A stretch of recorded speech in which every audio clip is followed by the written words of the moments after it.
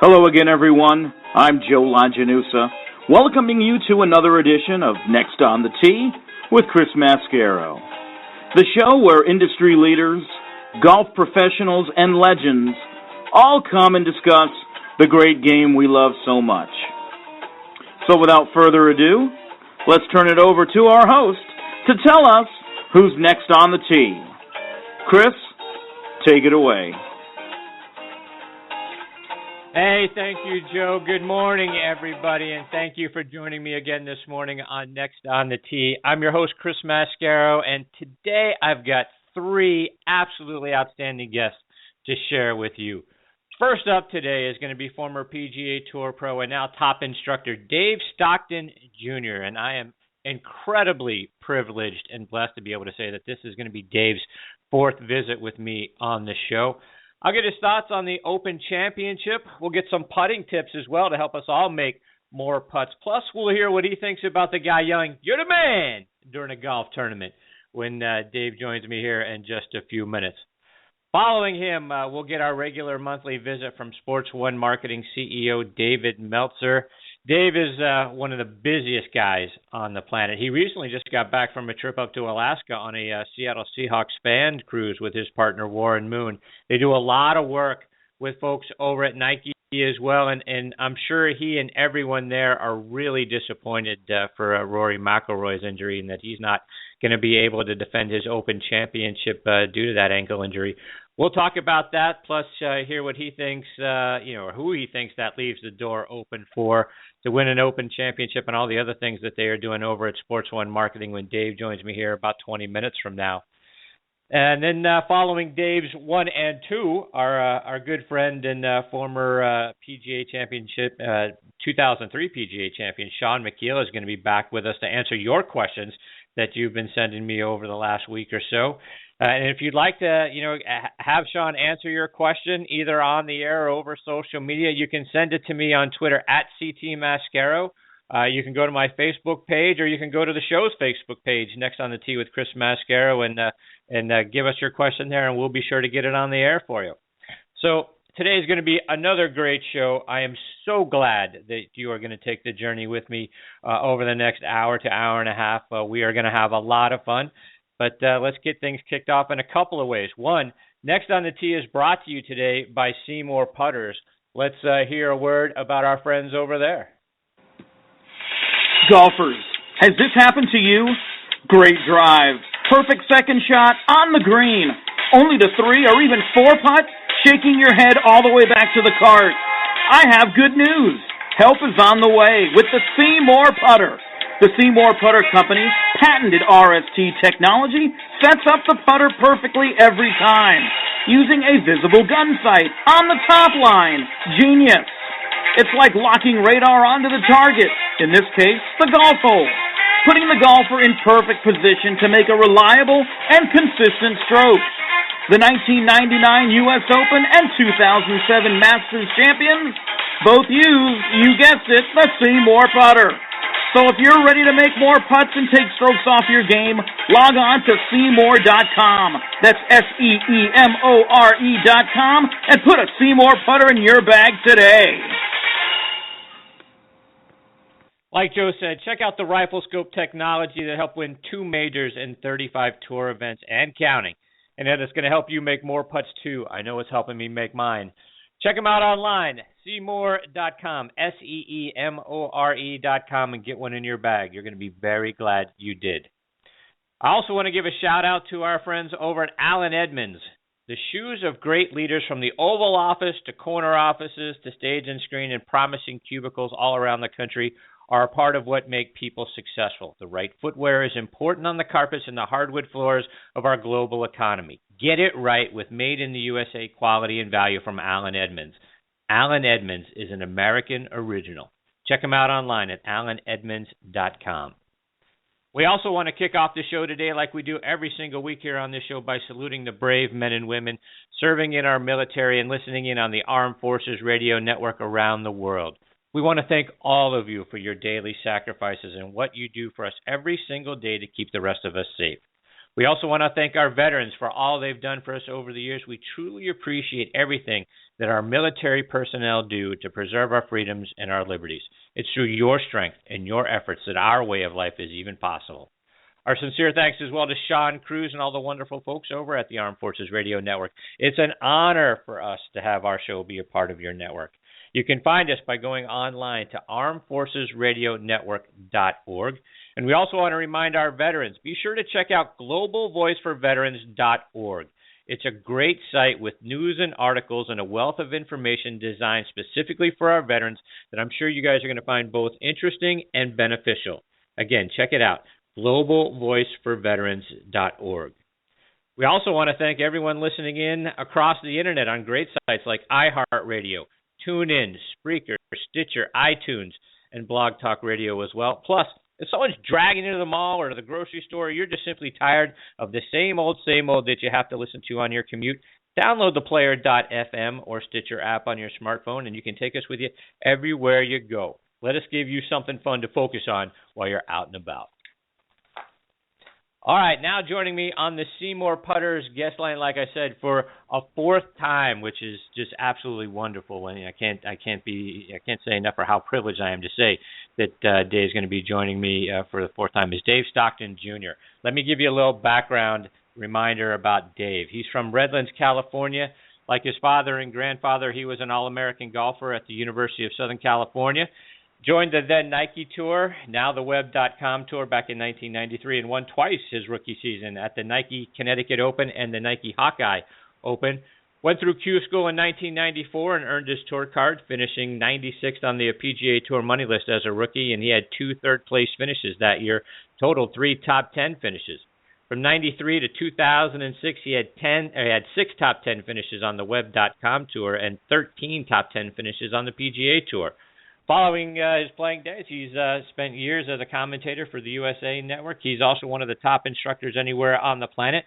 And when he's not helping others improve their game, and we're going to get a little hope for our putting games today, he's out hunting and fishing with his dad and with his son. And like I say, we are privileged that he is next on the tee with me again this morning. Morning, Dave. How are you, my friend? Doing good, Chris. Good to be back on with you.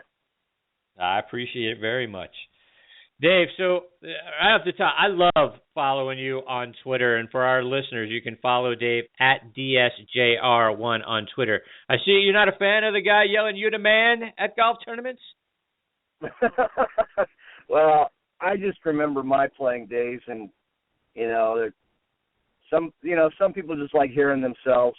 And it's just the words that come to mind when you hear that, when you're playing in a tournament, you can't really say on the radio. It's just, but not a fan of it. And it's one of the only place you don't hear it seems like, is the Masters, because they'll be kicked out and never invited back. I don't know. It's just potatoes and "you the man" and I don't know, all the stuff. I think people just like, have a few drinks and then they think they're going to tape it. They're going to video it, record it from home, and so they go home and listen to themselves. Right. So, Dave, tough news for one of the guys I know you and your father have worked with over the years, Rory McIlroy. It's a shame that we're not going to get to see him try to defend his Open Championship, or have the potential showdown. I think that we're all wanting to see with Jordan Spieth. Have you guys had an opportunity to talk to Rory or to get an idea of how severe this injury is? I haven't talked to him personally, and I'm not sure if my dad has. I know that I've talked to the guys at Nike, and it's unfortunate. There's never any timing that would be good for something like this. I think the thing you got to take into consideration and realize is he's 26 years old. He's a kid, and he likes playing soccer. A lot of players have hobbies, and some are more dangerous than others. And I played soccer growing up as a kid, and I broke my left foot in a soccer game. So, it's an unfortunate thing, and I know that boys will be boys. He's not going to stop playing things he loves. It just unfortunately it happened the timing that it did, right before a major championship, him defending his Open championship and having it at the home of golf at St. Andrews. I mean, and the budding rivalry that he has with Jordan is fun to see, and would have been fun to watch this next week, but have to wait till next year. Right, and to your point, Dave, when something like this happens, there's an outcry that say that athletes shouldn't be allowed, quote unquote, to do certain activities, whether it's play other sports. To your point about other activities that guys may be involved with, whether they're dangerous or not. And I guess on some level, I get the idea that a sponsor or fans don't want to see their guys. I'm a big Steelers fan on the football side, and remember a few years back when Ben Roethlisberger got injured, in a motorcycle accident. There are certain dangerous things we don't want our athletes, to be involved with. But and I think this is kind of what you were saying, and I don't want to put words in your mouth, but I mean, you got to be able to live your life, right? I mean, you can't can't go through your life in a bubble now saying, you can't do this and you can't play that, and you got to be able to have some fun in life. I mean, do sponsors have the right to tell guys what they can and can't do? Do you think? Well, I think it's different in a team sport versus an individual sport. And if a team has a contract with you and you're, they can write up whatever they want. I mean, they can say you can't be doing this, can't be doing that. I mean, they have more of a right, I think. I think the individual sports like golf, tennis, sports like that where they're individual, the sponsors know that the players like doing certain things. I don't think there's too many. I mean, I don't know that there's too many guys on tour that are doing things that are just really, really dangerous things. You wouldn't consider playing soccer with your buddies, kicking the ball around. You're not going to have a contract that says you can't play soccer. That would be. Right. It was a freak accident. I like to surf. I like to be out in the water. I mean, okay, well, what if I got hurt and I was, okay, well, I can't do that. I mean, it's just unfortunate. I mean, the sponsors, I think it's kind of a known risk that they take when they sign a player who has, golfers have hobbies.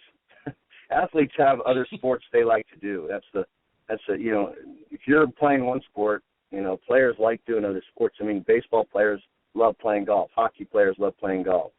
And golfers the same way. Basketball, whatever it might be.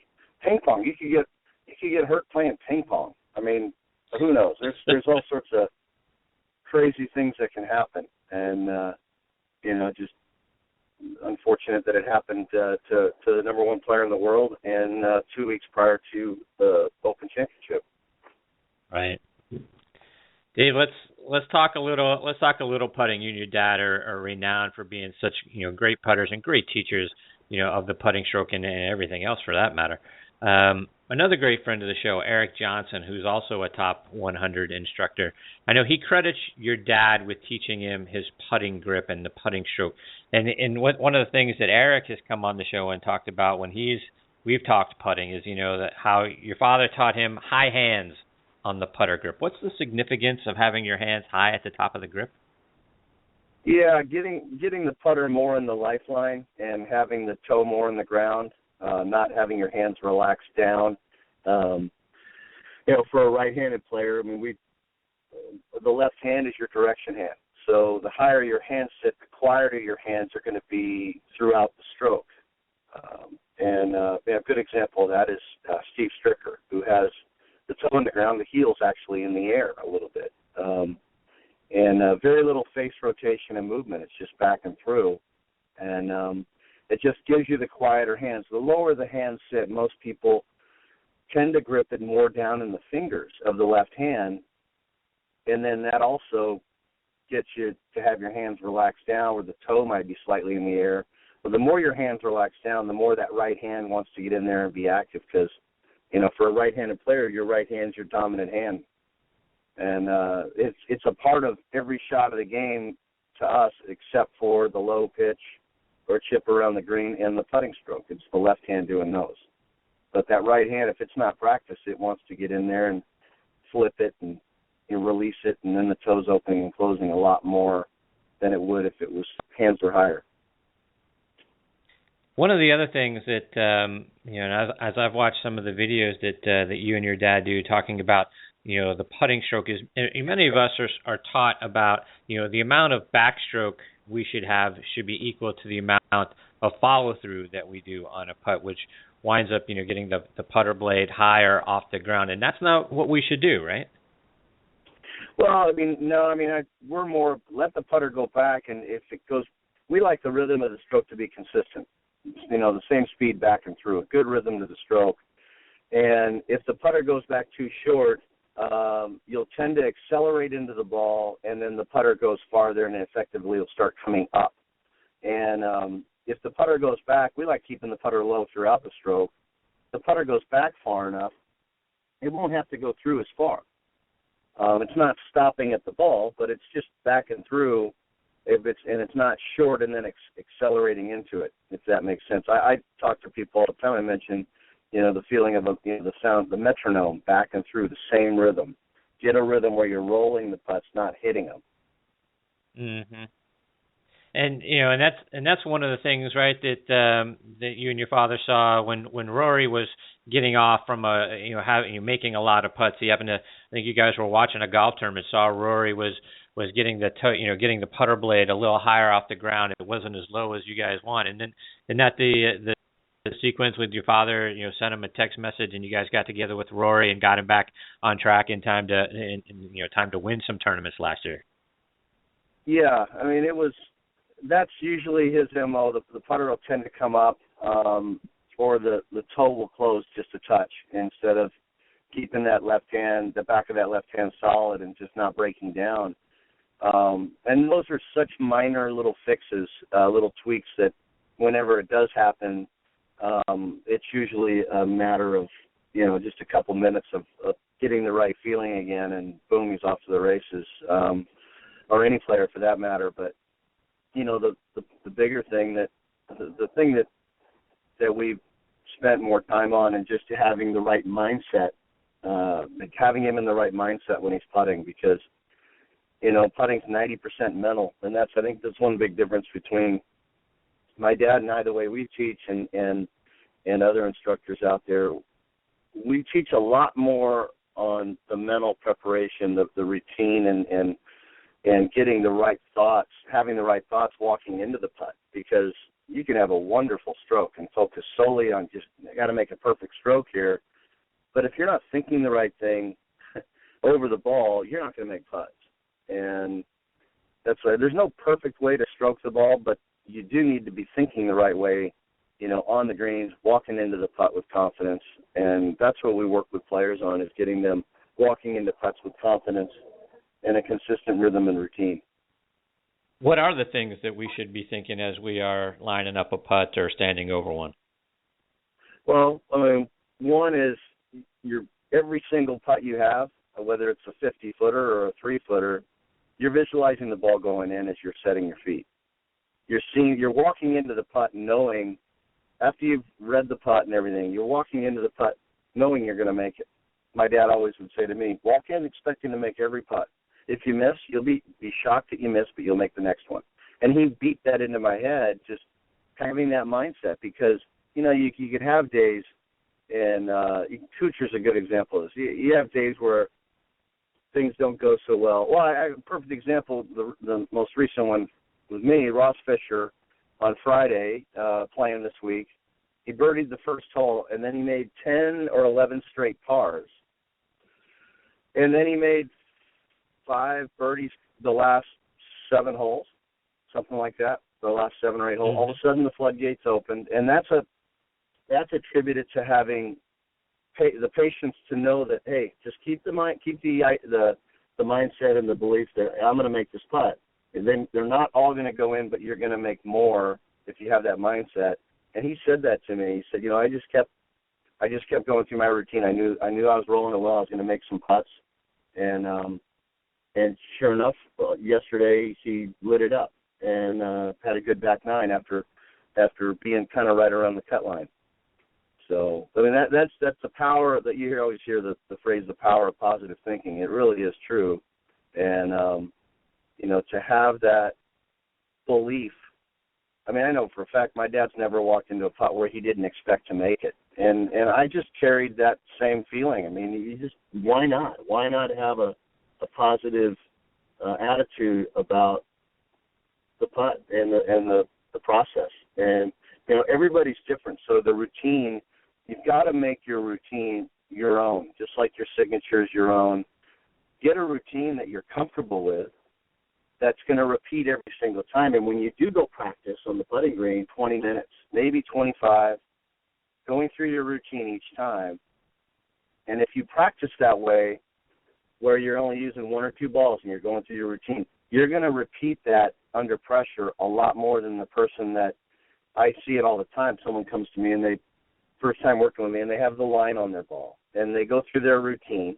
I give them I say, this is a 15-footer to win your club championship or whatever it might be. And they line their ball up and they do their whole thing. And I ask them, when you go out and practice putting, do you line up your ball every single time? And I've only had one person in 7 years say yes. I line up my ball every time. And everyone else says, no, I just come out and putt. I said, okay, well, so you're not practicing your routine when you're practicing. And then you get on the course and then we start trying. And they understand the disconnect right away. They realize that they're not practicing their routine. They don't even think about it. But then when I bring it up to them, they're like, okay, that makes sense. And then we usually get rid of the line. Because I throw at them, the next thing I throw at them is, what's more important, the right line or the right speed? And they say, oh, the right speed. And I said, that's exactly right. So why would you put a line on your ball? And then they don't have an answer. They just start smiling. And I ask them, have you ever thrown darts before? And they say, oh, sure. And I said, well, the way you putt with the line would be like you throwing darts. Instead of looking at the bullseye, you're going to look at your wrist angle and your dart in your hand as you throw it. And they just start laughing. That's a great point. And that's one of the things that I've seen, you and I've talked about this in the past, and I've seen the videos with you and your father. And that's one of the things you guys talk about as well is, when you're standing over the ball and you're getting ready to putt, when you're looking, you're not looking down, you're looking at the target, you're looking at the hole, and that's when you kind of get your feet set and everything, and then you're sort of just looking down and boom, then you putt. And talk through the visualization part and then kind of extension of what you just said. It's not about looking down at the ball. It's about looking at the target, right? Right. Yeah. I mean, it's if you're staring down at the ball, one, you're in your conscious mind. Two, you're trying.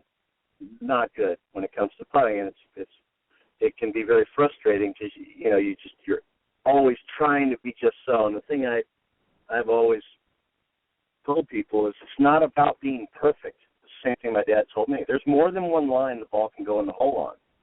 It's far more important to, as you're setting your feet, visualize the ball going in the hole as you're setting your feet. I do two things. I'm visualizing it going in, and I'm feeling the speed, and I get both those from looking out at the hole.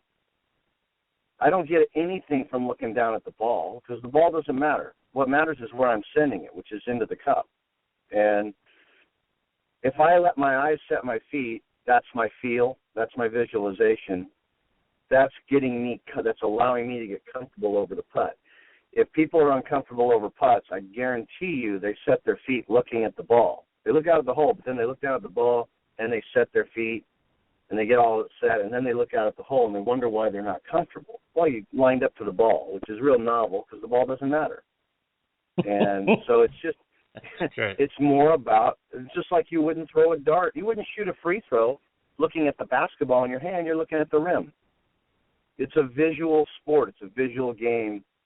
My dad and I get asked all the time if we do clinics together, and someone will inevitably say, well, how often do you back off a putt, or are you not comfortable over a putt? And we both have the same answer, and people are shocked. We've never been uncomfortable over a putt.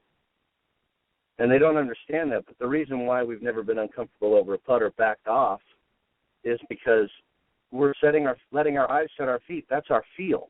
Our feel isn't going to allow us to set up uncomfortable over a putt. Now, that's harder there's two types of players. There's the mechanical player and the feel player. The feel player gets this really quick if they haven't been doing it already. The mechanical player, they tend to fight it a little more because they want to try to control every little thing and get it just so. And so that's why the average is the field putters going down through history have always been the better putters than the mechanical putters because it's not about being perfect. It's not that big a stroke. It's more about you freeing it up and letting it go and trusting and believing what you're seeing.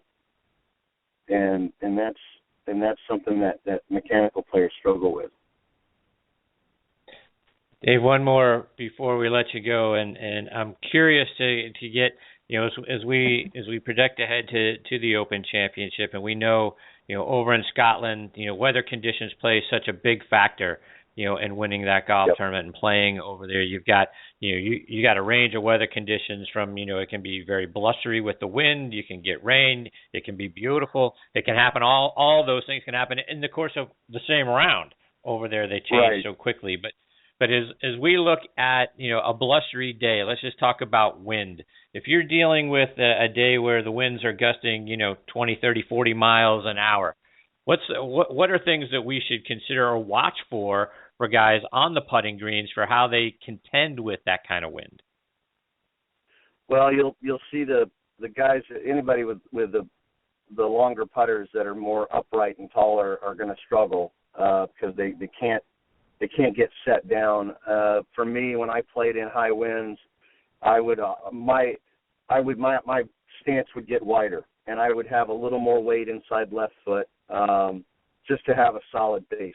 And that was something I always did. And it's the thing with putting in wind and hitting the golf ball in the wind as well, the tempo tends to get quicker in the wind. So it was always important to, with hitting shots, taking extra clubs and keeping that rhythm. Sometimes taking 2 extra clubs and swinging 80%. That keeps the ball down. It also keeps your timing in place a lot better than swinging harder. And then the putting is just that having that rhythm and not getting quick with the stroke, letting the putter go back so it has a rhythm back and through. Those are the things that you'd want to be looking for. And, I love the Open Championship's one of my favorites to watch on TV. It's on early in the morning, and St. Andrews this year, it's going to be a great championship. Should be a lot of fun to watch. Absolutely right. Dave, thank you so much for taking time out of your Saturday morning, getting up early out there on the West Coast to be a part of it. We're continuing to campaign for your father to get into the World Golf Hall of Fame. He's earned induction, and we're going to keep putting it out there until one day we read the happy news that he's gotten in. But please pass along our thanks to him as well, and a big thanks to you for continuing to be a part of the show. Let our listeners know how they can follow you online and over social media. Yeah, you said early on it. DSJR1 is my Twitter, and I'm on that a little bit. My wife thinks I'm on it too much, but that's where people can follow me. And I'm on Instagram as well at David B. Stockton. But and then StocktonGolf.com, you can get a hold of me through there, and just love what I do. Love helping people, Chris, and I love being on your show. I appreciate you having me on again. All right, Dave. We thank you as well. You're fantastic, and we look forward to hopefully catching up with you again real soon. In the meantime, all the best to you and your family, my friend. Thanks. You too, Chris. Take care. Have a good weekend. All right, same to you, Dave. Take care. Dave Stockton Jr. And folks, StocktonGolf.com. I highly recommend. Check it out. They've got so many great videos and instructional tips there. It's a wonderful place. Help you not only with your putting, but the short game and everything else in between as well.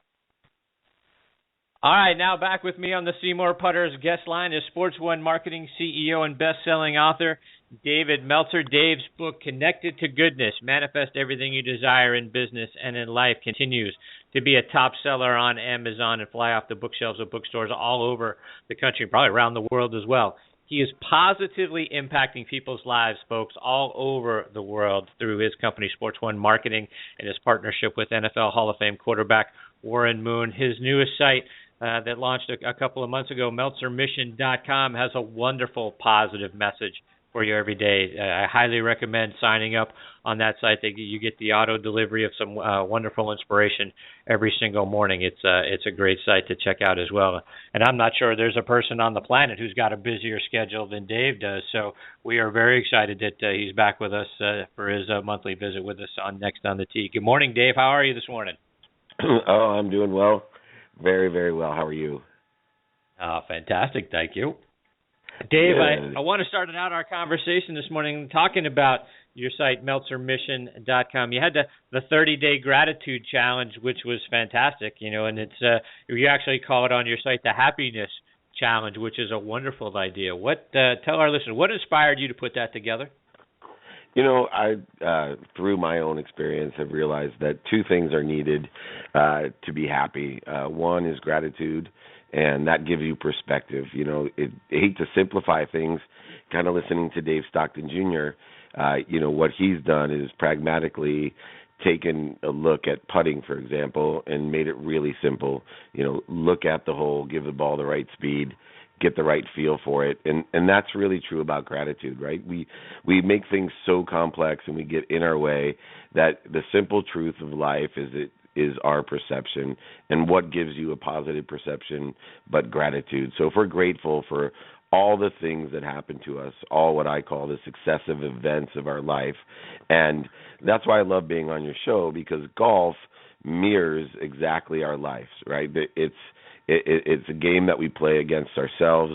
We're the common denominator on how we score, and there's ups and downs, and each hole is its own game, and you're never out of it. And as you see with Jordan Spieth this weekend, and there's all of the different ups and downs in the successive events. And I think the great golfers are gracious people, as we'll see next week in the Open. Two guys retiring, Faldo and Watson, from the Open. You'll just see that gratitude will change your life. And just like Dave was talking, we want to keep putting into your subconscious and your unconscious. That's what we want gratitude to be. So that's why I created the 30-day gratitude challenge. If you're capable of saying thank you before you go to bed and when you wake up for 30 straight days, it will get into your subconscious and unconscious, and then you'll be a truly gracious person. And habits are so hard to form. I speak around the world, and thousands of people, I have them raise their hand. I said, who here wants to be grateful? Who here believes me that they can be grateful and do this for 30 straight days? And the truth is, by that night, half of them don't do it, and by the next morning, another half doesn't do it, and in 3 days, another half stop doing it. So if we can't even think or say thank you before we go to bed and when we wake up, how hard is it to diet or work out or quit smoking or some of these other habits that we'd like to form? And so that's why I created this happiness challenge, or the gratitude challenge. That's great stuff.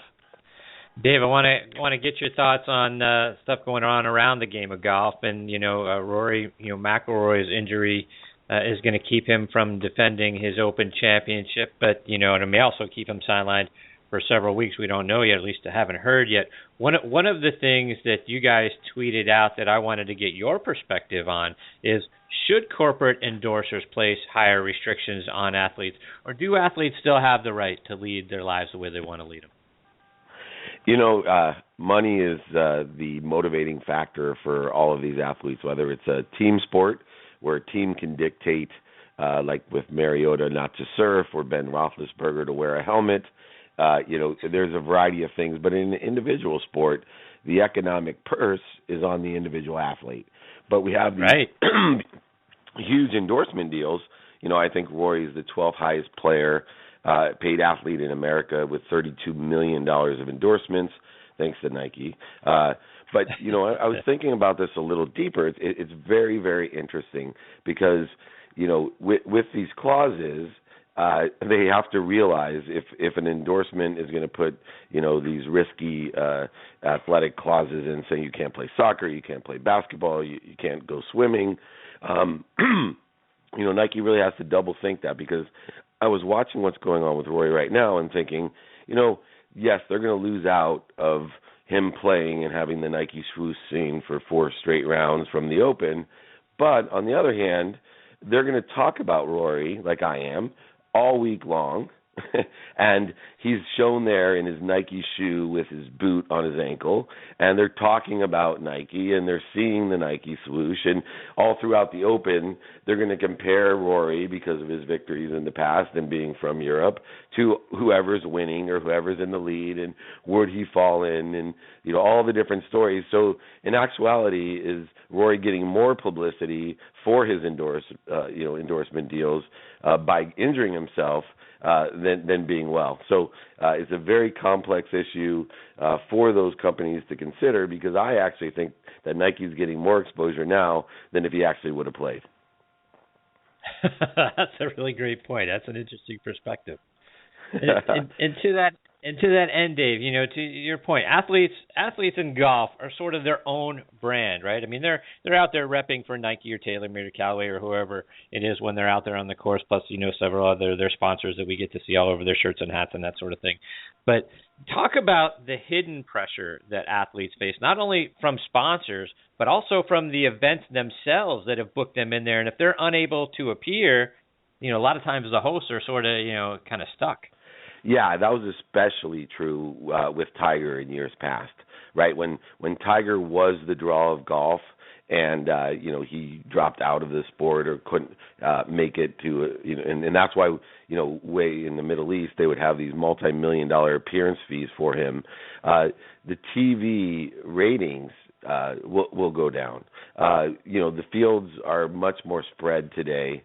The sponsorships and endorsements are varied, but it definitely hurts if the top 10 players are not going to be there to have that draw for ticket sales and for TV ratings, which will draw the interest for the next year, and the dollars will drop tremendously. Fortunately for golf, and you know, they should be thankful for Tiger, because he carried the load for so long. Even though Phil was there, you know, it was predominantly, and you see the numbers on TV and the draw of where Tiger played and when he didn't play. Today, you have so many great players that are followed, and you know, the argument, you know, so you got Spieth with his own endorsements, and then you have, you know, Dustin who's back, and then you have, you know, all the varied players. But you know, it's probably 10 players that people consider their favorite player today, compared to, I believe that 95% of the people would tell you that Tiger Woods was their favorite golfer, you know, 10 years ago. No doubt. The events themselves put so much pressure for these top 10 players to be there that they're willing to pay millions of dollars just in appearance fees to get them there, because as we all know, the money's in the TV, as it is with the NFL, for example, and as you see with basketball, these contracts, you know, to give you a little bit of insight, you know, there's a huge TV deal coming in 2 years, and there's, you know, no doubt why LeBron just signed the contract that he did, and others are signing the contracts they did with 1-year deals with, you know, 2-year options. That's because the dollars are going to increase exponentially for the NBA and the NFL. It's all TV money, and the same thing with the PGA and, of course, golf for the majors as well. Mm-hmm. And, you know, to your point about, you know, the pressure from the events themselves, do you think, is that why guys, whether it's, you know, here, you know, on the golf side or in other sports, you know, we hear about, you know, the guy came back too soon, right? Injury, you know, may not have healed completely. We've seen Tiger where we've wondered, did he come back too soon for this or that? And it's not necessarily, I think sometimes people think it's the ego of the athlete that they can, you know, they can be better, or they can, you know, that they're okay. But, you know, in my opinion, or my thought is, sometimes it's the event themselves that they've got to come back for because they are getting so much pressure from, whether it's the event, venue, whether it's the sponsors that are sponsoring that event, or even, their own sponsors that are putting some pressure on them because they've got to get the logo back out and visible on you. That forces some of these athletes perhaps to come back too soon. Yeah, I definitely think that's it, especially if they've won in the past, right? Past champions have a tremendous amount of pressure to make those events that they've won in the past. And, you give such great insight, Chris, on the pressures of a player because it seems so simple for the average fan that, this guy just wants to play. And that's why he comes back. But it could be additional pressures. You have one that I'm familiar with. You have a wife at home, and she's like, get back to work. There's a variety of things that this is a real world. People forget that these guys have girlfriends and wives and kids, and there's a variety of things that. I joke around, but people don't realize what baseball players sacrifice. They don't realize when they're sitting at home on July 4th or on Father's Day or Mother's Day and, enjoying their families, that these guys are out in, some hot field in Philly, with tremendous amount of humidity, and their entire family, their fathers and mothers and cousins and all the things we get to enjoy, they're out on the road in Philadelphia instead of being at the beach in San Diego enjoying, 4th of July. The same thing's true with these golfers. And, unfortunately for Tiger, for example, the only time that Tiger Woods, when he was in his prime, didn't perform was when his dad passed away and when he had his personal issues with his wife. And I think it exposed everyone to some certain pressures that we don't think about beyond the endorsement dollars in the events and all the pressures that you bring out. I believe, and I have some experience at this from, working with Lee Steinberg and running that company with all the tremendous athletes, that we forget that these guys are humans and that they have the same exact problems that we have. This is a job, and it seems so exciting and it's glamorous, and I'm in the corporate world and I'm blessed to have mentors that make millions and billions of dollars, and it much more than Tiger Woods would ever dream of, and yet we don't think that Tiger Woods has the same pressure that these guys have just because he's on TV and it seems as if we're playing a game for money. I will tell you, as a fairly successful businessman, that I'd rather go into a meeting for $100 million or even, as I have, a $2 billion deal than line up for a 3-foot putt for, even a $500,000 purse, let alone $1 million purse. I don't want that kind of pressure. And regardless, even if I had that talent, and I just don't know how these guys do it and how they handle all the different pressures from sponsors and events and, the TV, don't forget the networks, the pressure that they put on these guys, right. Because, and then you have the media side of it, if they're not there, and then the guy's like, well, I was supposed to have an insight interview and, next time. So now the guy takes it personally and his perspective isn't a gracious one. So they twist and turn a story to the negative, and all of a sudden your brand is diminished because someone has a personal issue with you because you didn't show up. Right. Hey, no, that's absolutely right. Yeah, it's crazy. Dave, there's a couple more before we let you go. One, I know, I believe you guys are going to be at the ESPY Awards here, coming up soon. What's it like being a part of that event? I love it because it's the epitome of sports, because every athlete wants to be an entertainer and every entertainer wants to be an athlete, and so here ESPN has done such a great job of bringing together the who's who of celebrities, entertainers, and athletes, and really showing and showcasing how talented all of these entertainers are, and I include the athletes in that entertainer.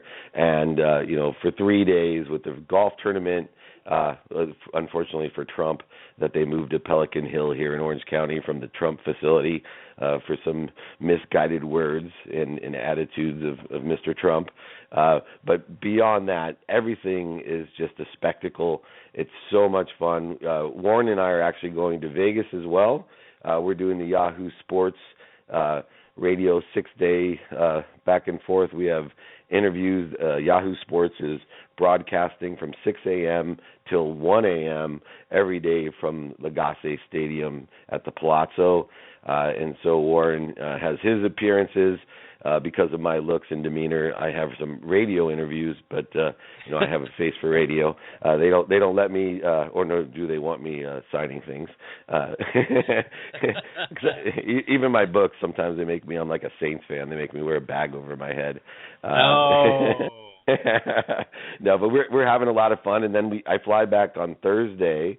I'm doing a sports technology summit for Octane, and that's octaneoc.org.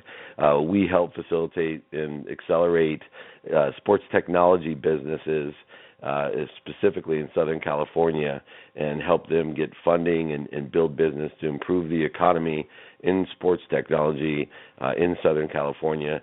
So we have Mike Haynes and I are the keynote speakers, our Hall of Famer there. And then Saturday, I'm double dipping. I have a rock Saturday with the founder of Ugg Boots, Brian Smith, keynote speech there. And then in the nighttime, we have a UW alumni party. And you can go to sports1marketing.com to join us in Orange County with Warren.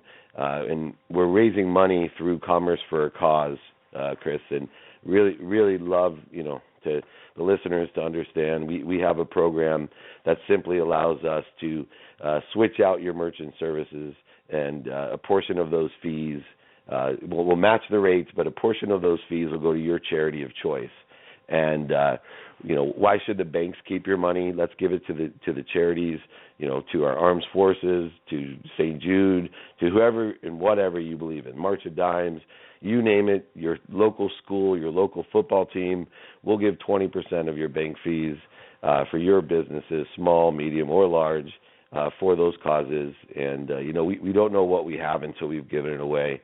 And so I encourage everyone to give us a call at Sports One Marketing, because we'd love to switch you over for Commerce for a Cause. Compassionate Capitalism is my next book with Blaine Bartlett. This is one of the programs that we've created for that type of capital expenditures. That's great stuff.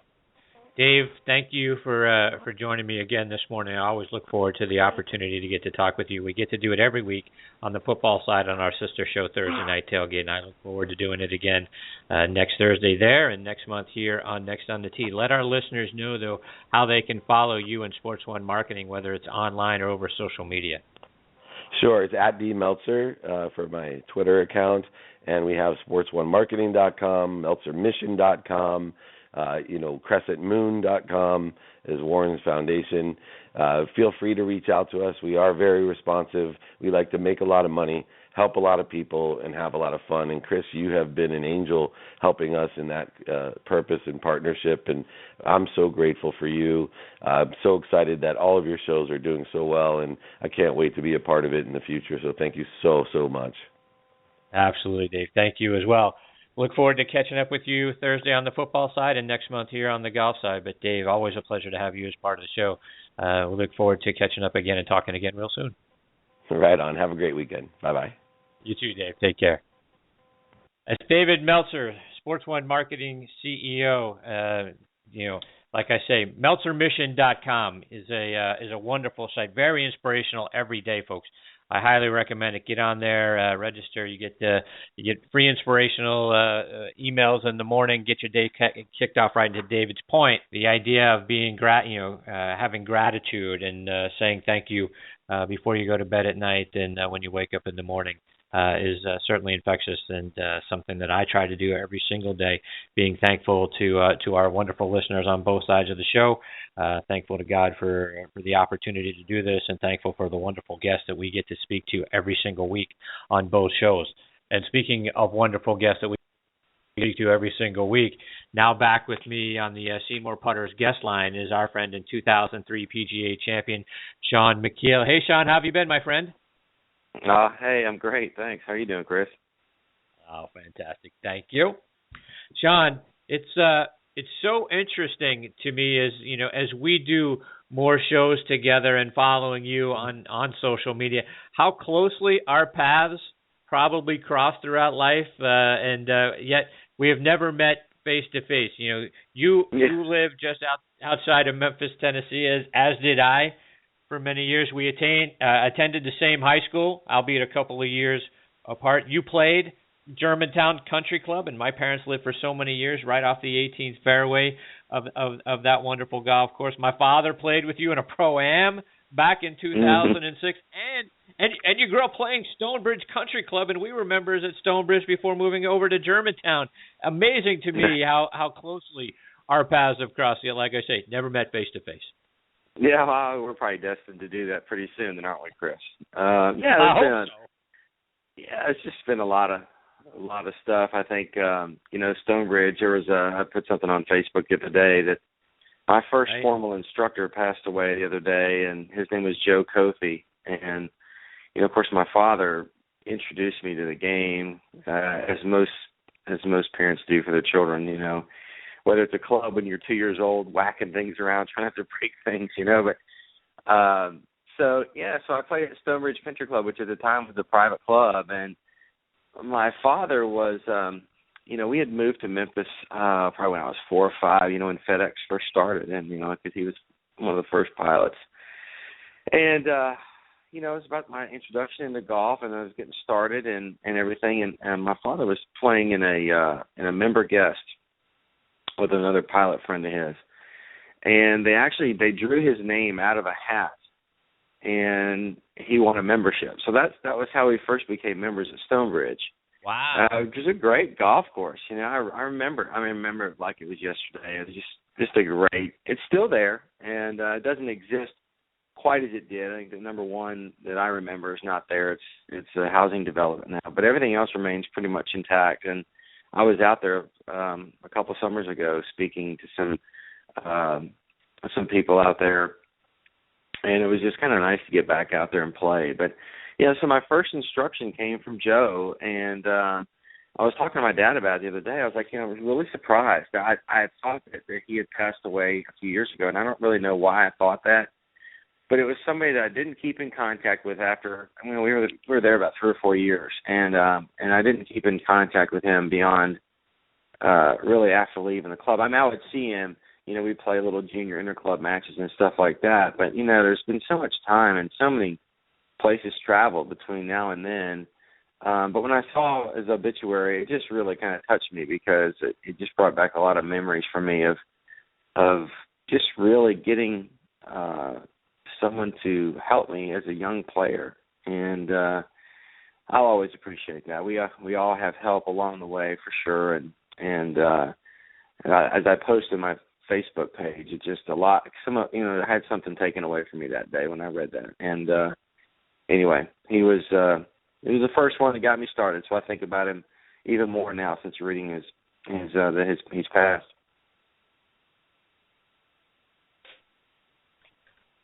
Still with us, Shaun? I'm still there.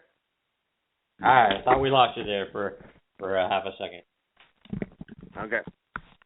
All right. So, Shaun, let's look forward a little bit to next week's Open Championship. I wanted to get your thoughts on St. Andrews. First of all, what's it like playing that golf course? Oh, it's a beautiful place. It really is. Over here we're so consumed with green and everything. Just the town of St. Andrews, the history that's there. I've referred to this several times. The smells that are around there, particularly on the golf course, and I haven't quite figured out what that is. If that's the ocean coming in, or if that's the fescue grass that grows, I don't know. But there's just this aroma that just kind of surrounds the place. The first time that I went there was in 2003 after I'd won the PGA, and Johan Rupert, who is a bigwig in business with Dunhill, Mont Blanc, Cartier, invited me to come over through a mutual friend. And I told him that I would come as long as I could bring my father as my partner. Now, the Dunhill Links Championship to which I'm referring, it was that event, and it's an event exactly like Pebble Beach. You play with one amateur, and you rotate around 3 courses, which are St. Andrews, of course, the old course, Carnoustie, and the Kings Barnes course, which is beautiful. And so that was my first introduction there, and like a month later. And after winning, it was just great to be there. Great to be there with my father. Great to be there with friends, and especially with my dad being my partner, who had given me so much, to be able to take him over there. We flew over on someone's private jets. We flew right into Lucas Air Force Base, which of course is right there. And then once you get on the golf course, you see just how flat it is. You're aiming at control towers. The Lucas Air Force Base is right there, so it's different. The first time you play, it's such a defensive golf course because you're so worried about getting into the bunkers that are, they're just out there kind of waiting for you. And and I think once you get your lines down off the tee, it's not too terribly difficult of a course. I mean, you can miss everything to the left there, and you'll see that a lot this coming week. And I certainly hope they get some weather, because without the weather, without any wind, I don't necessarily need rain, but without any wind at all, the golf course is really indefensible because, it's firm and fast usually, and you can hit irons off the tees, and you can, and they keep the greens at a manageable speed in case the wind comes up. So, but it's a fun course for many reasons, not least of which just the historical significance in golf. Right. So you talk about all the bunkers, and there are bunkers everywhere, and they all have a name, to put fear in your heart, so if you get in, you're probably not going to get out. But talk about did you get into the bunkers? And particularly, did you get into the hell bunker, or at least try to practice and say what is this bunker really all about? Yeah, I mean, those. I think when you're around there, yeah, I got into a few for sure, and they're pretty much just chip out bunkers. But again, they're in places that are in play, but you can really avoid them if you try to. I marvel at the fact that Tiger won his first Open championship there, and he didn't hit it in one bunker or something like that, I think, and he didn't have a 3-putt, right, which is really, it's hard to understand that and comprehend just how great of a feat both of those things are. Yeah, of course, I got into the road hole bunker, and I think everybody, it's kind of like playing TPC Sawgrass. Everybody can't wait to get around to play the 17th hole, and when you get to 17 and you're literally teeing off next to the hotel and you're hitting it over the corner of the hotel. Once you get beyond that tee ball and you finish out the hole, everybody wants to go over to 17 and just look at the bunker and just the depth and just how it's affected the game. There's been a lot of tournaments, a lot of Open championships have been won and lost, by either being in the bunker or avoiding it altogether. But there's much more to the course than just, the hell bunker or the road hole bunker. I mean, just the Swilken Bridge, and when you tee off on one and you see how wide the fairway is, it really is difficult to find a line to hit. Do you hit an iron off the tee? So the thinking really starts at the very, very outset of the golf course, even though it's just so wide open. And that's sometimes the most difficult part of playing that golf course, is that it is so wide open. But it's fun, too. It really is fun. I was over there a couple of years ago playing the Dunhill. And I've played with Greg Kinnear there, Bill Murray. I've played with a lot of people there. John Tyson of Tyson Foods was my partner a couple of years ago. We had a great time. And wow. We both kind of struggled. It was windy and cold, and as you might expect in the island in the North Atlantic. But it was a great time. I always enjoy playing there. And the fans are magnificent. They understand the game. They appreciate the game. They appreciate the effort that Americans and other players around the world make to come to their country and play golf. And they love it, and I love it too. And I really enjoy playing over there. And hopefully my time hasn't passed. So, you talked about, the weather conditions and what it's like, over there. And we hear so often about the wild card that the weather presents, like we were talking earlier with Dave Stockton Jr. about it. It can go from windy to rainy to cold to clear and sunny, all in the span of, of the same round. Does the fact that the weather changes that much, is it just as much a mental test for dealing with that as it is physically? Oh, definitely. Everybody wants to play golf in really good conditions. I mean, it's difficult to score when your hands are wet and they're cold, and that's the tough part. When it's raining, it's a cold rain. So you're kind of lugging around an extra, 4 or 5 pounds worth of stuff, whether it's gloves or hand warmers or, obviously the umbrella and the rain suit is part of everybody's equipment over there. You have the 14 clubs, which are essential, but the other two are those, the waterproofs too. You have to have that stuff. And, the ego takes a big hit when the conditions change. You can go from having great opportunities to score to having no opportunity to even reach the green in 2. And that's the thing that you find on links courses, which are typically ones that go out and then come back, like St. Andrews does.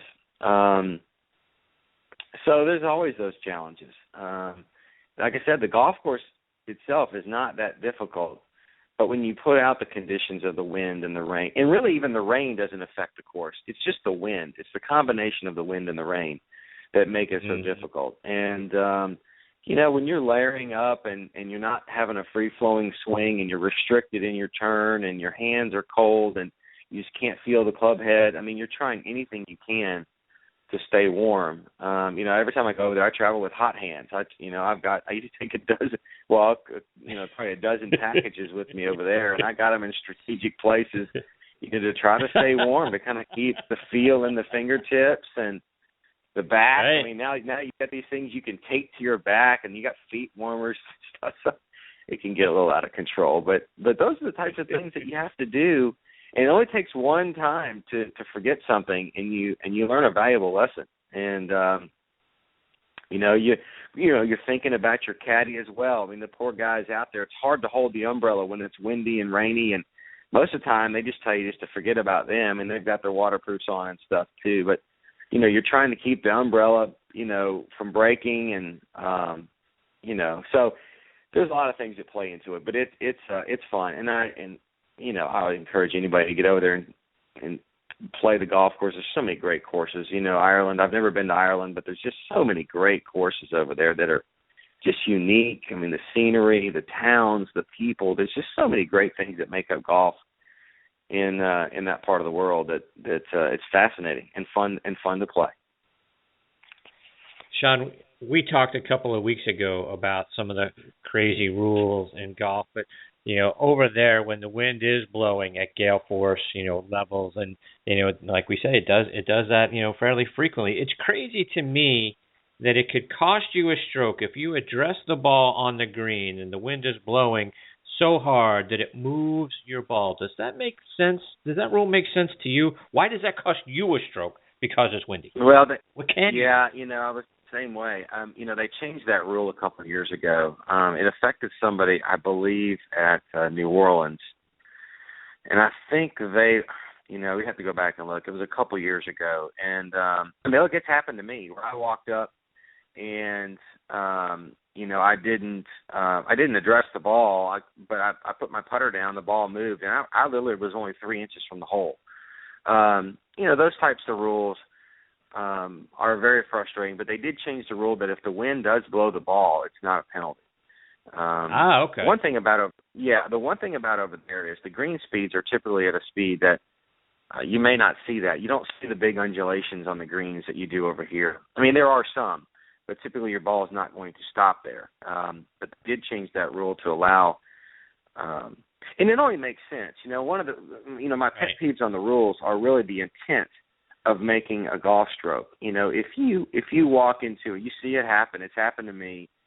I think at the Players Championship to the right of number 5. It happened to me one time. I was walking into the ball, and I wasn't moving anything. I literally just was walking into the ball to kind of gauge, kind of what I had there, and the ball moved. I was probably 3 feet from the ball, and that was a penalty because I was deemed to have made it move, which I did. Obviously, when I stepped somewhere, it moved something, and so there was no intent on my part to get myself a better lie, and that just drove me nuts. I understand that was a rule, so because there's no argument there, but it's those types of rules that I think when there's no intent to gain an advantage, you're not trying to perch your ball on top of a pine cone or something. So you're just trying to get into assess a situation. You should be allowed to take a reasonable stance, and I think you are. But if the ball moves within 2 club lengths of you being there, you've deemed to have moved it, and it's a penalty. And I hate that. And maybe the rules officials feel the same way. They're just kind of managing the rule book. But it's something that I think needs to be changed. It's not really fair. You've not attempted to make a stroke at it, and so there's numerous things like that. But again, you don't find a whole lot of that over the Open Championship unless it gets really, really windy, which it has done. Right. Our first question this week, Shaun, from one of our listeners is sort of along the same lines. They want to know, what adjustments do you make if the wind is gusting 20, 30, 40 miles per hour? What adjustments in your game do you make, or do you have to change your strategy? No, you have to change your strategy. You have to really be just kind of patient and accept that, everybody's going to be dealing with it out there. There's certain things, and it depends on the golf course that you're playing. What they allow for over at the Open Championships are low shots to be played, the ball to be played low or along the ground, which you don't get a lot of that over here. The golf courses in America, the American style courses are more of a through-the-air game, whether it's carrying bunkers off the tee or, force carries into the green, either over bunkers or over water. You just don't have that opportunity. So the game is a little bit different over here, although low is still the common denominator. Over there, like I said, you can play the crosswinds. You can access hole locations that way. There's technical things of choking down the club, trying to swing easy, try not to take a big divot, which causes the ball to spin and get up in the air. The hard part is with the driver. The driver puts more side spin than it does backspin. And so the driver is the hardest club, I think, to really control in the wind, because you got this long club out there and you want to swing easy, but you're standing 46 inches away from the ball or a little bit farther, and you can't make the same type of swing as you can with, say, an iron shot, for fear of popping it up. So there's a lot of things, and strategy is part of it, and knowing how to properly hit, a low shot without creating a whole lot of spin. So everybody's a little bit different, but, you're going to see the typical things where guys choke down, they're going to narrow their stance, they're going to stand close to the ball. And really, a lot of time it's just kind of hit and hope. It really is, and it's uncomfortable. It's really uncomfortable, when you really feel like you have no control of your golf ball. And guys really are precise. When you can control the spin, you can control the distance. Those are the things that we all look for at our level. And managing your club selection and those types of things, But over there, once you hit, it's kind of a hit and hope, and it's terrifying when it's your job, and there's trouble lurking everywhere, whether it's a bunker or whether it's a stone wall or a lake at your course. It doesn't matter. Just the lack of control always gives you pause. You mentioned to play the crosswind, and our next question is along that line. It said, do you when facing the wind or facing conditions into the wind, do you prefer to fade the ball with the wind and let it ride the wind, or do you want to fade it against the wind? Well, it all depends on how hard it's blowing. Certainly if you got just a manual wind that's like 10 to 12 miles an hour, you'd like to kind of work the ball in the wind. And I think with the technology today, it doesn't allow for that. And it's one of the things that I don't like about what's happened with the golf ball is that it's really much designed to go straight. And of course you can maneuver the ball a little bit, but it takes a lot more speed in order to create the spin that you used to be able to get with a softer ball. I mean, these balls, they jump off the club face so quickly, it's hard to control. But when the wind gets to be above 15, 20 miles an hour, you've lost control. There's really nothing you can do, and that's when it's just about managing, your course management of where do I play this ball into the green to give myself an opportunity for birdie. Off the tee, I prefer to always work the ball with the wind. It's tough if you're somebody that likes to draw the ball. It's difficult in the left or right wind to aim down the left side and hope that the wind brings it back. And I'm a straight ball hitter, so I don't have too much of a problem. But I just we all have this fear of left as a right-handed player, and it's hard to start the ball down the left and just trust that it's going to come back. And that just comes through experience and maybe how you're swinging that day or that week, and then from there you just have to trust it, and that's all you can do. But again, when the wind gets about 15 to 20 miles an hour, all bets are off with how your shot's going to come off. From there, it's just more about managing your height and your spin really than anything else. And it's interesting that you talk about having trust and for right-handed players to go down the left-hand side knowing that it's going to come back. If you're standing at the 18th at the Players Championship and you got the water, there's nothing but water left. How hard is it to know that I've got to play this ball out over the water, knowing that the wind is going to bring it back? That's got to be one of the scariest shots in golf. I don't think I've ever played that course where the wind was into my face. Maybe back when we used to play it in March, and guys would just kind of aim up the right side. But for the most part, you've seen when it's in May, it seems like the wind's kind of off the right, off the ocean, which is to the east of where that hole runs north. So the wind's typically off the right there. So that's not the fear. The fear would really be wind that was either in your face off the left or blowing off the left. You're not going to see a whole lot of guys start the ball over the water. It's just not worth it, because if it doesn't come back, you're either re-teeing or you're dropping not very far from the tee. At least if you hit it to the right, even if you're in the rough, you got a chance to get it up near the green and make a par. If you hit it over the water and it doesn't come back, you're not going to make par. It's almost like a stroke and distance penalty. So right. That's where the mental side of playing and the course management side of the game. I mean, the majority of the people that you see hit the ball in the water, they're hooking it into the water. You don't see very many people pull it. I mean, every now and then, of course, you do. But, when guys are swinging well, the guys at the end of the day on Sunday that are playing there, they're not thinking about the water. They've played so many great holes up to that point. And again, a right to left hole just looks better to a right person's eye, a player that swings from the right side. Just looks better that way. You can hit 3 woods. And again, with the technology and the balls, how far they're going, they've moved the tee back a little bit, but with the wind down off the right, it doesn't really, you might have half a club, 3/4 of a club more into the green, and that's it. It just doesn't, those guys are hitting wedges into that green on Sunday, and it's a 60-yard, 50-yard hole. So, the trouble's out there. I think in any whether it's hole number 1 or hole number 18, it's there. You don't want to be there. So acknowledge it's there, get beyond that, and just focus on where you want to hit it. I mean, those are the things that you got to try to tell people. Right. And Shaun, you've talked about the golf ball here the last couple of minutes, and our next question is around that. How much better is the golf ball today compared to when you first came out on tour? Well, I think the golf balls were fine when I was playing with them. Yeah, sure, they tore up if you hit a wedge too hard, and so you had to replace them a little bit more often. But I don't know. The whole game has just changed so much. The head size of the drivers are 460 cc's now versus I don't know what they were when I was in college. They first went to Metalwoods. It's probably, I'm going to guess, 230 cc's maybe.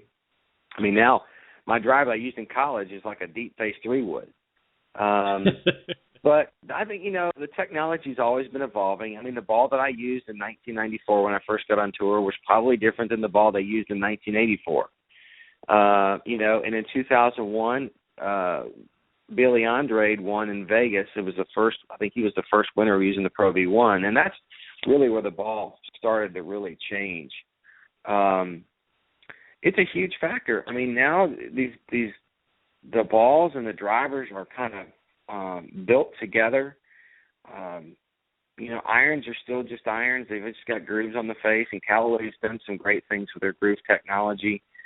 They've added a couple extra grooves. There's always a little bit of reshaping, but they're all working within in the same parameters. So from the rest, for as far as irons goes, it's types of metals and maybe numbers of grooves on the clubs and stuff like that. But yeah, the driver and the ball have had the biggest impact. I mean, these kids now are hitting it.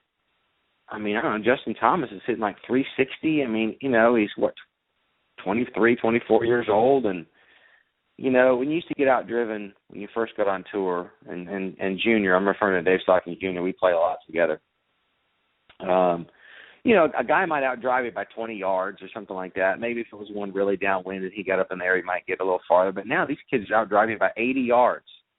And I get that I'm old, but I still move it out there okay. But it's frustrating, and it's something I just don't like. I mean, I think the game has just gotten out of control. They're having to rebuild golf courses. And yeah, sure, the game and the technology has passed me by. I'm moving on to a different, part of my life, I suppose. But I don't know if it's great or not. I guess it's not great for me because I saw how good it was before. But the guys that are like, look, Lauren Roberts, who's a good friend of mine. The technology had probably changed for him, and he got to the point where maybe he didn't like it. So maybe that trend just continues, and I'm just now starting to see that. I don't know, but they probably need to roll it back a little bit. Yeah, and to that point, Shaun, I know just here recently, my father and I had the opportunity to go up to French Lick, Indiana, and we got to play the Pete Dye course up there, where they held the senior PGA Championship here a few weeks ago. And from the tips, that course plays 8,100 yards. I mean, at some point, to your point about getting out of control, I mean, that's almost stupid long. I mean, par threes, right. 300 yards, par threes from the tip. I mean, is that where we're at? We have to play 300-yard par threes in the future? Hey, you know what? We may not be there yet, but we will be eventually. I think, I remember playing Shinnecock in, 2004? No, Oakmont, where you had Bob Friend on a couple weeks ago. Right. And I think it's at the 8th hole. It's like, I don't know, it seems like it's like 240 yards too, and it allows you to run the ball up. But, I mean, it's a long par three. That's the trend. That's where it's going. I just read something on the European Tour that the European Challenge Tour just played a par 6 that was 786 yards or something. I think it was 715 meters, so what's 10% of that? So 785 yards, par 6. The game has changed. I think that's kind of quirky. I'll use that word. It seems to be fair. But the game is changing, and we're seeing all these changes and how quickly they're changing. I mean, it used to be where, every couple of years they might come out with a new driver. I mean, there's a new driver on the market every 4 to 5 months. I mean, Callaway just came out with these new wedges, this new kind of the Phil Mickelson design wedges with the high toe, right? Just maybe a few months ago. And now I'm just reading about this new Mac Daddy 3 wedge with 3 different grooves, specifications, and 3 different bottoms, C grind, S grind, and then there's a wide one. So there's a lot of things that come, and all these technologies are changing so quickly. And golf courses are having a tough time keeping up. And I'm sure it's fun for the guys that have always wanted to hit it long, because length has always been something that people have tried to achieve. From the first time you play golf and somebody outdrives you, you're thinking, how can I outdrive this person? And you realize quickly on that there are guys you can outdrive, and there's just guys you can't.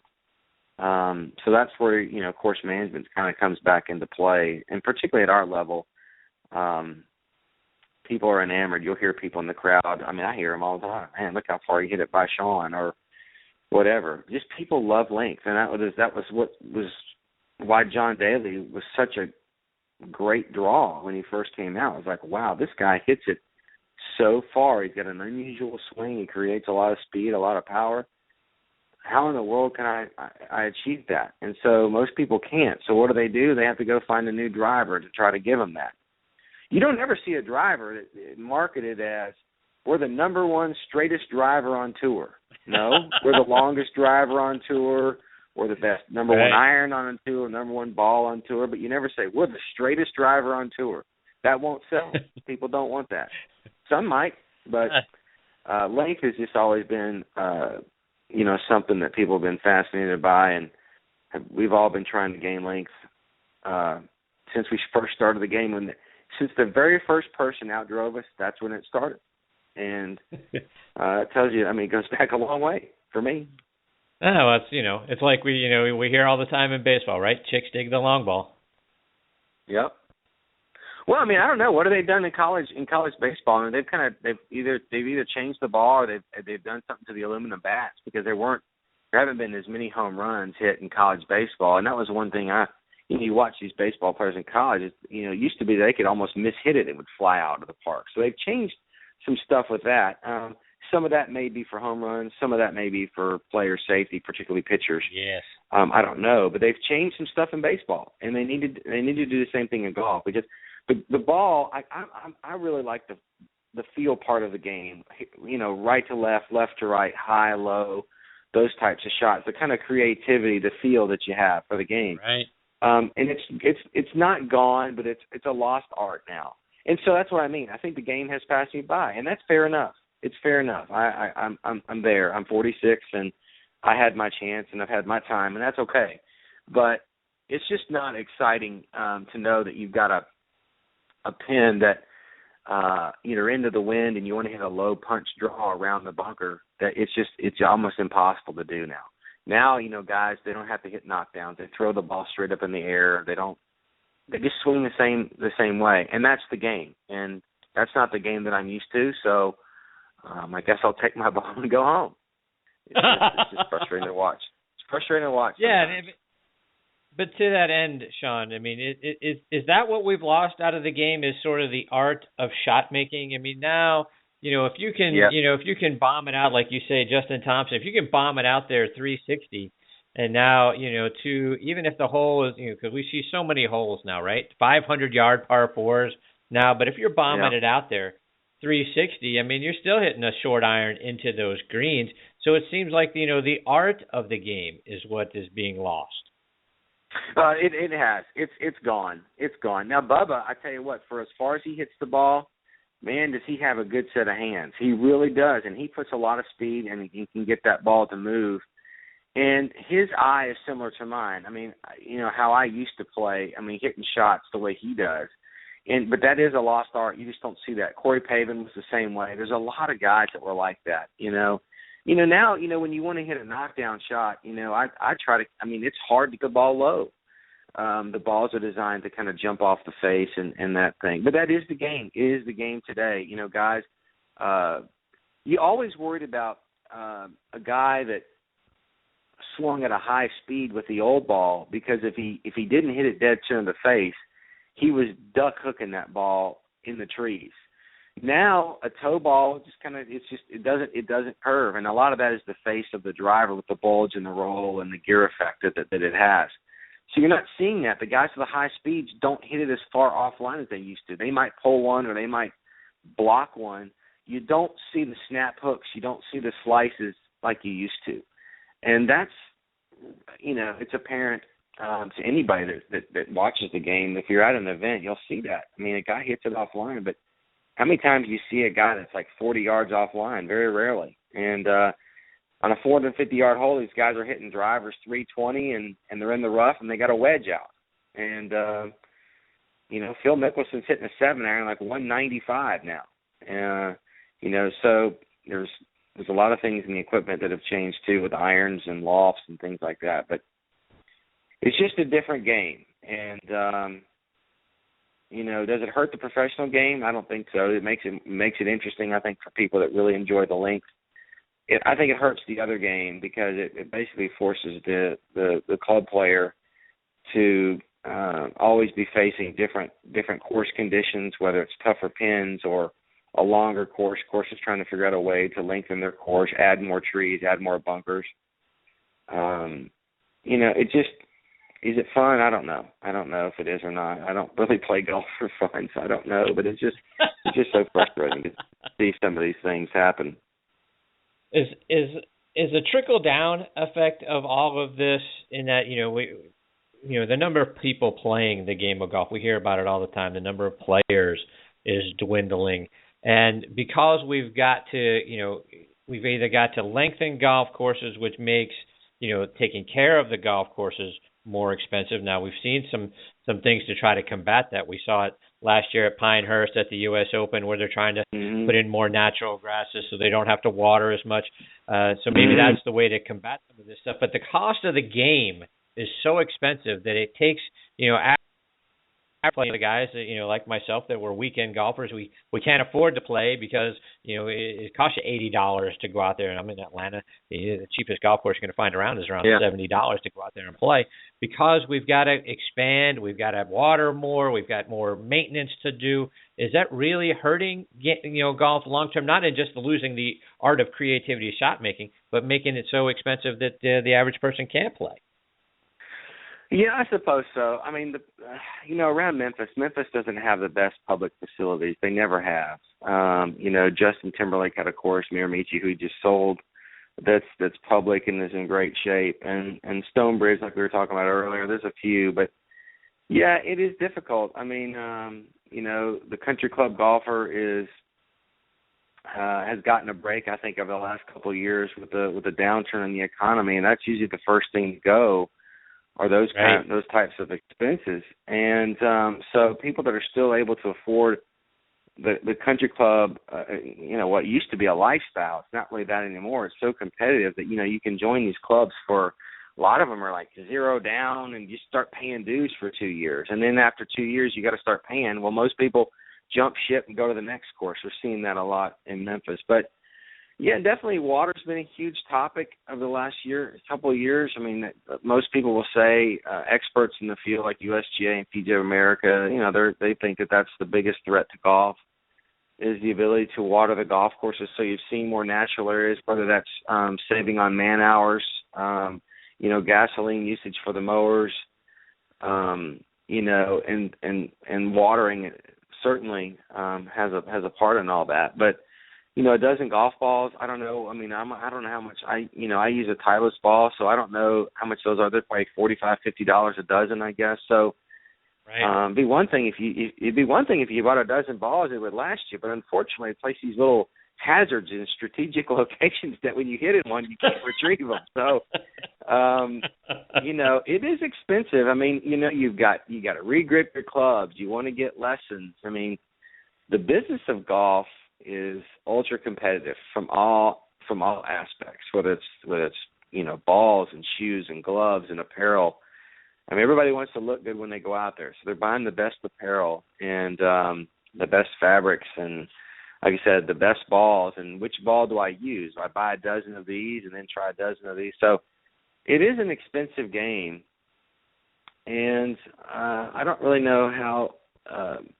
I don't know what their margins are on these products, so I don't know if the companies are making as much money as I think they are or not. But it's a great game.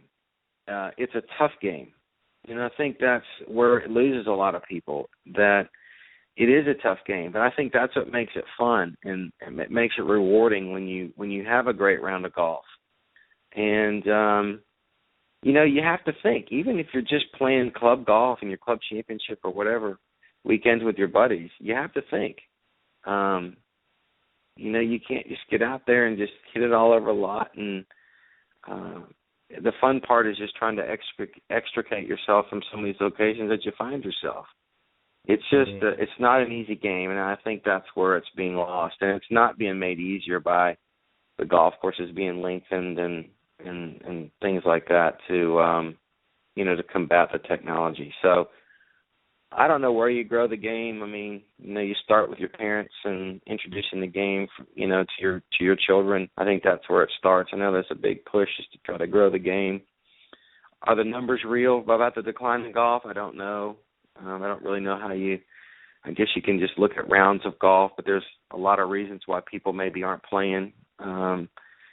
people always just assume it's the worst. Oh, it's the economy, or it's people don't love playing the game. That the iPhone, and I've got to be on my phone. I got to be looking down. I got to be somebody's texting me. I mean, this ADD generation that we found ourselves in is I struggle with it because I don't answer my phone when I'm playing golf unless it's really important. It's my wife or somebody else. Everybody else goes to voicemail. It's just that people are so accessible these days. It's kind of forced people to say, well, I can't do anything longer than 2 hours. My attention span is only 2 hours. If I can't play golf in 2 hours, 9 holes, then I'm just not going to play at all. I think that's a societal issue. So there's a lot of things that are affecting the downturn in, not just golf. Family time suffers too. You look at these people at the phone. You walk into a restaurant, you see a family of 4. All 4 of them are on the phone. They're not talking to each other. It just drives me insane. I know this is a golf show, and there's a lot of people that would certainly like to chime in and teach me a few lessons about technology, and that's totally fine. It's just my opinion, of course. But I was speaking more to that just as to really how I think that it's affected the game of golf, the numbers of people that are playing golf. I guess people just don't seem to want to spend the time. I remember years ago, and I'll let you go, but guys would enjoy, and women too, would enjoy being away with their buddies for 4 or 5 hours. It's like, oh great, I get 5 hours away to myself and my friends to talk about whatever it is I want. Now it's like, man, I can't play. I don't have 5 hours in my day. I don't want to spend 4 or 5 hours out there with my friends. So that changed. That's changed too. But people still want to play fast. They want to enjoy their friends. They want to enjoy their family. They want to enjoy the game. And but it just seems like everybody's trying to pack so many things in a 24-hour day that golf it's tough to find. Basically, 20% of your day, given up by a game of golf, and that seems to be where we are. Right. Shaun, before we let you go, remind our listeners how they can follow you online and over social media. Yeah, I'm just at Shaun Micheel PGA, and then on Twitter and Shaun Micheel. You can find me on Facebook, and I'm excited. I don't post a whole lot of things. I enjoy reading what people are the news stories that are being out there. It's amazing how quickly information is available to us now. But I'm playing next week in the Barbasol Championship, which is a new event on the schedule. I tweeted out yesterday that I was going to get a chance to play, and there you go. Yeah, so I'm excited about it. Who knows how I'm going to play? I been practicing pretty hard and trying to get ready for the next opportunity. Of course, I'm certainly thinking about the PGA that comes up here in about a month. Right. Whistling Straits. It's a place that I defended my championship in 2004, so I look forward to going back there. This will be the 3rd time playing there. But I am playing next week at the Barbasol. I'm close to getting in the Reno to the Barracuda Championship, and I certainly hope that I do. I love the course. I love the people. Chris Hoff has done a great job in keeping that event in Reno with all the things. Just the way the economy's gone, they've pushed through, found a great title sponsor in Barracuda, and it's a unique event because it's a Stableford system, much like people aren't too familiar with it unless you played in the old Castle Pines tournament, in Denver, which I did many times. It's a fun event to play. It allows for, a lot of excitement, some birdies to be made, and if you hit one offline, you just pick it up and say, hey, guys, I'll see you on the next tee, So those types of things are fun. And so hopefully I'll get a chance to play those, play Reno as well, and then the PGA, and hopefully get into the Wyndham. The Wyndham's at a golf course where I won my first Web.com event in 1999 at Sedgefield Country Club. I think I'd asked for a sponsor's exemption once or twice after I became non-exempt, and I never got it, so I quit writing. Maybe I just didn't do something right. I don't know, but it's an interesting course, a fun course, and has a lot of memories for me. But other than that, it's just about trying to make a push towards figuring out a way to get in the top 200 in the FedEx Cup and the money list so that I can, get into the Final Four series. And it's tough when you don't get to play much. I saw that in the rust that I had in Memphis. I bogeyed the last hole to miss the cut by one. So it's hard to compete against these kids that have been playing, 15, 20 weeks, on a more consistent basis than I have. But just all the more reason that I have to take advantage of every opportunity that I get. So I've got to earn my way back, and that's what I'm trying to do. And we are deeply in your corner, Shaun, hoping that you get into all the events you talk here, play well up at the PGA, up at the Whistling Straits. Of course, I know you're familiar with, so we're with you. And moreover, Shaun, we are very appreciative and blessed to be able to have you on the show as often as you've been able to join us. A lot of fun getting to have an opportunity to talk to you about what's going on in and around the game, and then have you answer questions from our listeners that are listening in around the world. So thank you very much for continuing to be back as often as you have been. That'd be great. I enjoy it. Like I said, I enjoy answering the questions and kind of sharing some of my life and some of my experiences with people out there that don't always get that opportunity to. I try to let people get to know me a little bit, and hopefully I'm doing a pretty good job of that. You are doing a very good job of that. Thanks again for being here this morning, Shaun. All the best over the next week. Hopefully we have the opportunity to talk to you next weekend. If not, you're out playing in a golf tournament. You know that we're rooting for you and hoping that you play really, really well. That's right. I'm not too far from you. I'll be over there in Auburn Tiger territory at Auburn. It's the new Robert Trent Jones Grand National Golf Course. So I'm not too far from Atlanta. So we're getting closer to meeting each other face to face. But anyway, looking forward to it, and I appreciate you having me on, Chris. Have a great weekend. All right, Shaun. Take care. All the best to you and your family, my friend. Okay. You too. Thanks. Shaun Micheel, 2003 PGA champion, and what a great guest that he is every single week. And getting to talk about the game, and then have him answer your questions as well. Like I say, true blessing to have Shaun Micheel as show. All right, folks, it's time for me to put a bow on this one. Before we close up shop, I want to thank Dave Stockton again for joining me earlier, and I'll also remind you about the great book that he and his father, Dave Stockton Jr., have out there. You've heard me talk about it on this show for several months now. It's called Own Your Own Game. Remember, folks, so much of the game, you heard us talk about it today, is played between that 5-inch space between our ears. Get your mind right. In their latest book, the Stocktons let you know how to use your mind to play winning golf. Own Your Own Game recreates the experience of riding 18 holes with Dave Stockton Sr., one of his highly sought-after corporate outings, and draws from his experience as a champion player on both the regular tour and the senior tour, and as a revered coach. He lets you know how to think better, stay calmer, execute more consistently, and most important of it all, right? Enjoy the game more thoroughly. Go to StocktonGolf.com to get your copy, and for an extra couple of dollars, Mr. Stockton will even autograph it for you. All right, everybody, my sincere thanks once again to Dave Stockton Jr., to David Meltzer, and Shaun Micheel for joining me today and for making today's show so much fun for me to be a part of. We thank you for choosing to listen to the show. We appreciate you guys the very most. Please also check out our sister show, Thursday Night Tailgate, with me and my co-host, Mr. Bob Lazari, our announcer, Joe Lajanusa. That show airs every Thursday from 8 to 10 p.m. Eastern Time. You can hear it streaming live over on Blog Talk Radio and on Armed Forces Radio as well. Plus, on Friday nights, you can hear us from 8 to 10 p.m. Eastern Time on Boost Radio. If you go to boostradionetwork.com, they're streaming us over there Thursday nights from 8 to 10 p.m. Eastern Time. That show, like this one, can also be found on iHeartRadio, Spreaker, TuneIn, Stitcher, Player.fm, and SoundCloud as well. Every week on Thursday Night Tailgate, we are joined by legends from around the NFL and the CFL. We're official partners of the NFL Alumni Association. So if you enjoy listening to the legends of the game, sharing their stories, please check us out.